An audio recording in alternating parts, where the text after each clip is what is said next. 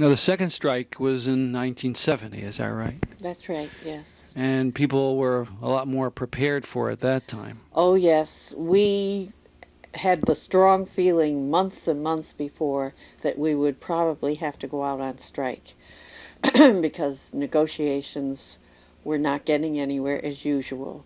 You have to understand that the typical response to demands on the part of the representatives of the New Haven Board of Education was to say no, consistently. No, no, no. And you had kind of an abrasive Board of Ed chairman at the time? Yes, we did. That was Stephen Papa. In fact, he might even have been the president in 68. I just don't recall. But he was for a number of years. As a matter of fact, through 75, if I'm not mistaken. Stephen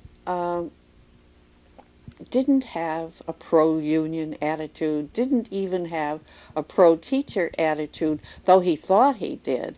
It had been his custom in earlier years to go to certain schools, particularly Dwight, because that was his neighborhood, and once a year and pass out little gifts and more or less pat the teachers on the head, as long as they were behaving properly. But when teachers became somewhat more militant, Stephen was very upset and thought we were very greedy and we had no right to be asking for anything. And his comments kind of stirred people up. Absolutely. Though he drove me crazy, to this day, I do give him credit for radicalizing the teachers. Without Steve, I'm not sure that the teachers would have developed the militancy that they did. But he made them so angry, they became very militant very quickly.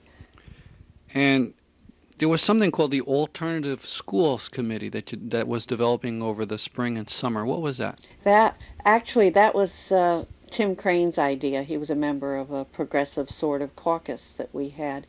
And early in the spring, as we were discussing the possibility of a September strike, he suggested the idea of an alternative schools or an alternative school system in the event of a strike. Schools that would be set up by the teachers so that children could come during the strike. And he, for some reason, didn't want to make the suggestion himself. He asked me if I'd make it. So at our regular monthly mass meeting, I made this proposal, and everybody thought it was wonderful. And then, of course, I was asked to put together a committee to start working on this, which we did throughout the spring and during those sweltering summer days in an office which in those days wasn't air conditioned.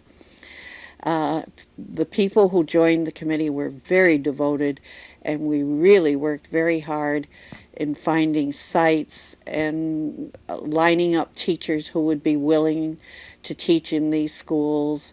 It was a wonderful experience, and I'm not sure if too many other bargaining units had ever done this before, but it certainly was unique in this area, and we were kind of proud of our work. Well, September comes and there is a strike. And Right. You tried these alternative schools? Well, we only succeeded in getting one open. Parents were reluctant to send kids to alternative schools when they really wanted us to get back into our regular classrooms. But in Fairhaven, the parents were supportive. I can't remember the site, but we had a good alternative school there throughout that strike. And the strike went on for 14 days? 13 school days, which, what with the Labor Day weekend And all the other and all the holidays. other holidays, probably brought us through the end of September. Soon after the strike started, the Board of Ed and its lawyers went to the judge for injunctions, right? Oh, yes, almost immediately. They were so angry with us that they issued injunctions in a peculiar sort of way to certain people. Uh, One of them was the president of the local, maybe a couple of other officers. A couple of them were from the negotiating team, at least one member of the strike committee, and I received one as the head of the alternative schools committee.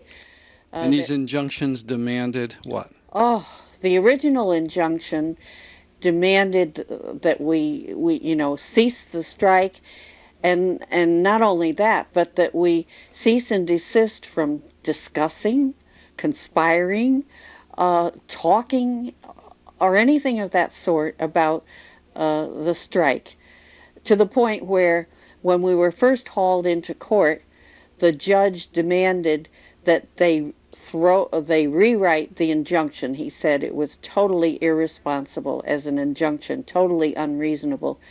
So he forced them to rewrite the injunction. But it just indicated how angry they were. They didn't even want us to talk about the But strike. eventually they did enforce it. And Yes. what happened to the people? How many people were named? There were 15 of us originally. We were hauled into court about 3 times, and on the third and final visit to the courthouse, one of the members had developed some physical ailment, so she was excused, and 14 of us were sent to jail. 13 of them were men, and they were sent to the old pre-Civil War Whaley Avenue jail, which was an absolute horror. And I was brought to Niantic, which is the women's prison in Connecticut. What did you feel at that time? The only woman all by herself brought to jail? I remember feeling good about it in some ways, and I also was a little apprehensive because I had 3 children at home, one of whom was 11 and was very upset about my involvement, and I was fearful that I wouldn't even be able to contact her to tell her what was happening. Actually, I did manage it, but I had to make a public display in order to get my phone call. As they were taking me down the stairs in the courthouse, I began demanding my phone call because the judge had promised that we could do that. Mm-hmm. And the sheriffs or whoever they were didn't want to budge, but I began shouting about it so that everybody turned around to look. And they were somewhat embarrassed, so they let me go to a phone booth, and I called my daughter. I was worried about her while I was there, and but I wasn't as frightened as I thought I might be in prison, even though it was no picnic. Mm-hmm. I mean, what do they do? I mean, give you the standard treatment? Yes. The preliminary exams aren't pleasant, or weren't in those days. Actually, they changed a lot of procedures in ensuing years, and they discriminated horribly against women. Men did not have to go through certain procedures. Women were put in 72-hour medical isolation. I don't know why it was assumed that women were unhealthy and men weren't, but that was the fact in those days. So, in a sense, solitary confinement. Yes, yes. I was in a cell. Well, it was more like a room, a narrow room. It had a window with bars over it, and the door to the hallway was solid except for, I'd say a 5 by 6 inch opening through which I could hear conversations and sometimes see people who happened to come into view. It happened to be a building they no longer use. The oh, I've forgotten now what they called it, but it's where they kept people who hadn't been convicted. And of course, we hadn't been convicted of anything. We were sent to jail for contempt of court Hmm. because we had refused to cross our own picket lines and go back to work.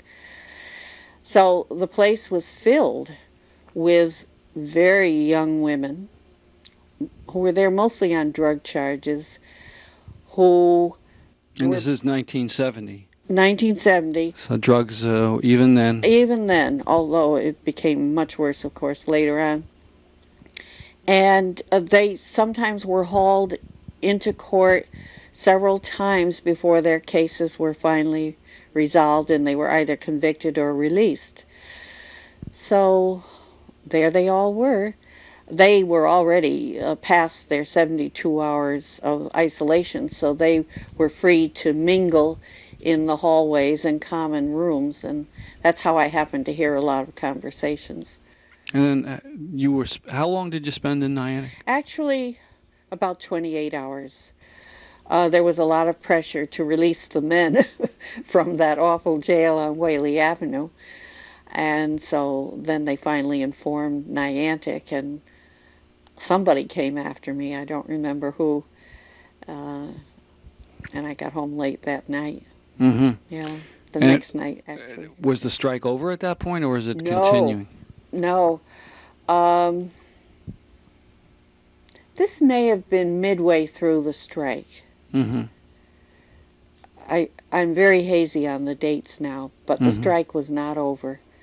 Yeah. So it continued, The bargaining but it was, continued. but generally a success, would you say? Yes.